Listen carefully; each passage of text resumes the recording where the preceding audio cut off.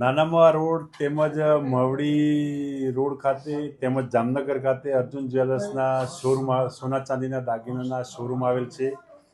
તે બાબતે તેના કેશિયર હિતેશભાઈ શૈલેષભાઈ પરમાર રહે બોરસદ જિલ્લો આણંદ નાઓએ પબ્લિકને ટૂંકમાં જે ગ્રાહકોને વાક ચાતુર્યથી પોતાના વિશ્વાસમાં લઈ અને અલગ અલગ ગ્રાહકો પાસેથી રૂપિયા લઈ ખોટા વાઉચરો બનાવી તેમજ જ્વેલર્સની શોરૂમમાંથી સોનાની ગિન્નીઓ લઈ અને કુલ 1,99,67,000નો ઉચ્ચાપત તેમજ વિશ્વાસઘાત કરી ગુનો કરેલ છે. છેલ્લા 2022થી તે કેશિયર તરીકે હતા. ત્યારબાદ જામનગર ખાતે શોરૂમ બનાવેલ, જેથી તેને હેડ કેશિયર તરીકે નિમણૂક આપેલ તેમજ ગ્રાહકોના ખોટા વાઉચરો બનાવી અને અલગ અલગ એમાઉન્ટ જમા કરી અને પોતાના અંગત ઉપયોગ માટે લઈ અને વિશ્વાસઘાત કરેલ છે.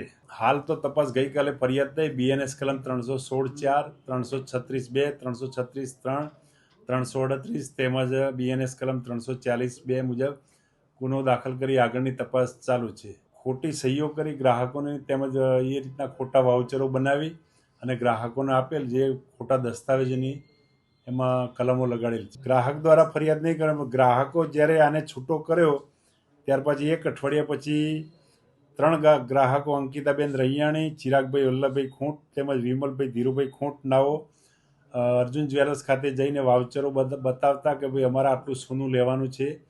તે બાબતે ફરિયાદી મનીષભાઈ નથુભાઈ ગાડિયાએ CCTV ચેક કરી અને તેમજ ટોટલી CCTV ચેક કરતા આખો મામલો બહાર આવેલ છે.